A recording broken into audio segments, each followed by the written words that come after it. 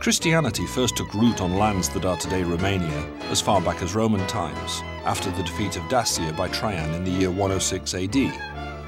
Brothers Cyril and Methodius also passed this way. In 1700, in response to a proposal by Emperor Leopold Habsburg, 54 high priests of the Orthodox Church in Transylvania signed an act of union with Rome on behalf of 1,500 priests and 200,000 faithful. They accepted the Pope's supremacy and the Catholic doctrine, whilst keeping the Byzantine rite, and thereby became the Greek Catholic Church.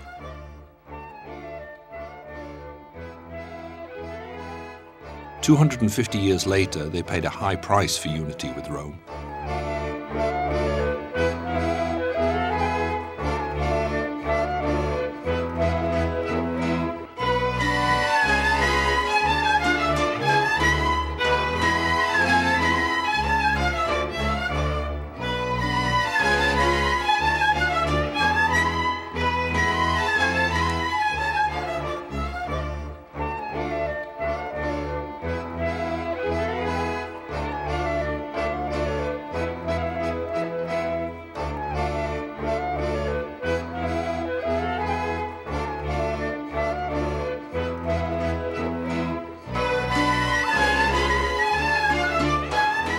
Following Transylvania's incorporation into Romania in 1918, the Greek Catholic Church became the biggest and most vigorous religious community in that area.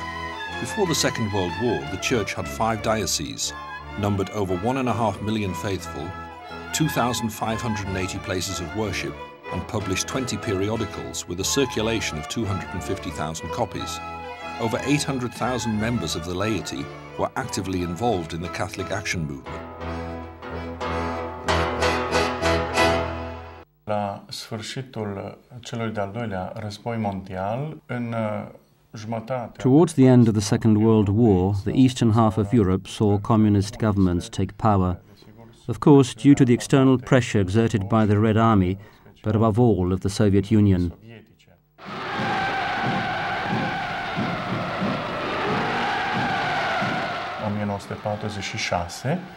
In 1946, after rigged elections, Romania saw its first communist government installed. The times of communist dictatorship, with Gheorghiu Deș and later Nicolae Ceausescu, were amongst others characterised by the stifling of religious practices. The main thrust of this policy did not strike at the mainstream Orthodox Church, because although it did not avoid persecution, it had decided to reach a compromise and cooperate with the authorities. Relations with the Vatican were cut. The Roman Catholic Church, composed mainly of a Hungarian minority, was also tolerated. The biggest enemy proved to be the Greek Catholic Church. According to what I know, the order came from Moscow to suppress these Byzantine Catholic churches, being considered as an anomaly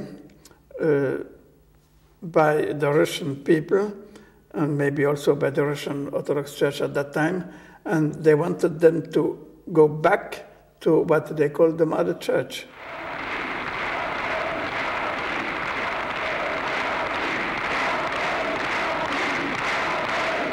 Puis après, une grande médiatisation du nationalisme.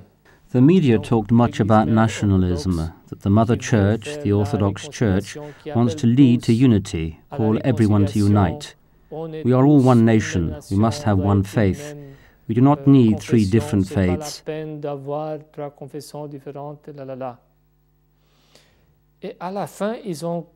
They finally convened a so-called synod. In October 1948, 36 ordinary Greek Catholic priests from Transylvania were gathered in the town of Cluj to sign a document on the strength of which the Greek Catholic Church was to return to the Orthodox Church. Mulțimea credincioșilor greco-catolici se desolidarizează de Biserica Romei. Legământul de revenire la Biserica Ortodoxă este primit de țăranii și intelectualii ardeleni. Parce que qu'est-ce qu'ils voulaient? Ils voulaient faire. Why? What did they want? They wanted to give the impression that a synod of the Greek Catholic Church had been convened and had recanted the decision of the synod of 1700. From the point of view of canon law, such a gathering is invalid. First of all, because there was no bishop present. A synod is a reunion of bishops. Donc, synode, c'est en général la réunion des évêques.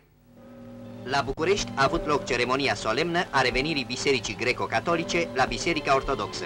Un număr de 432 de delegați din Ardeal și Banat au semnat hotărârea prin care decid să rupă lecturile cu Biserica Romei. Reprezentanții clerului subliniază importanța actului și adresează un apel către toți credincioșii greco-catolici, cerându-le să urmeze pe păstorii lor sufletești.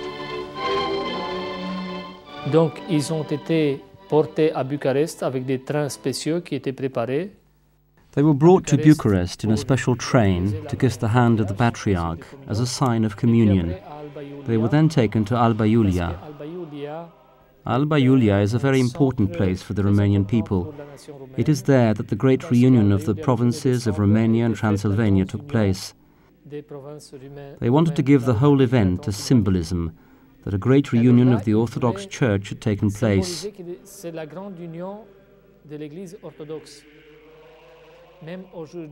A stone tablet exists there to this day, on which are inscribed the words, "Here came to pass the great reunion of the Orthodox Church." And to this day, some Orthodox celebrate this reunion there.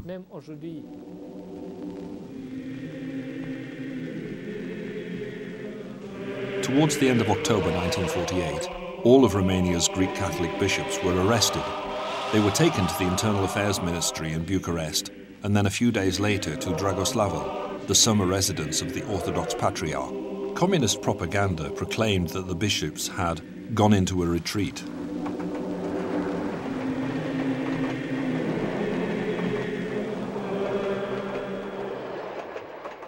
Evident, au fost duși fiecare pe rând la interogatoriu, li s-a luat tot ce s-a... Of course, they were all interrogated. All the belongings they had brought with them were confiscated, and they were treated like thieves and criminals. During such meetings, they were put under intense pressure to renounce their union with the Holy See and to unite with the Orthodox Church. The villa was surrounded by a barbed wire fence, whilst a military platoon prevented anyone from entering or leaving the building. Un pluton de armată care îi păzea și nu îi lăsa să comunice, nu îi lăsa să iasă din această clădire. In the meantime, the government administered its final blow with the publication on December 1st, 1948, of a final decree taking the Greek Catholic Church out from under Romanian law. Scoțând în afara legii Biserica Greco-Catolică din România. The decree also claimed that all the faithful had returned to the Orthodox Church, which was not true.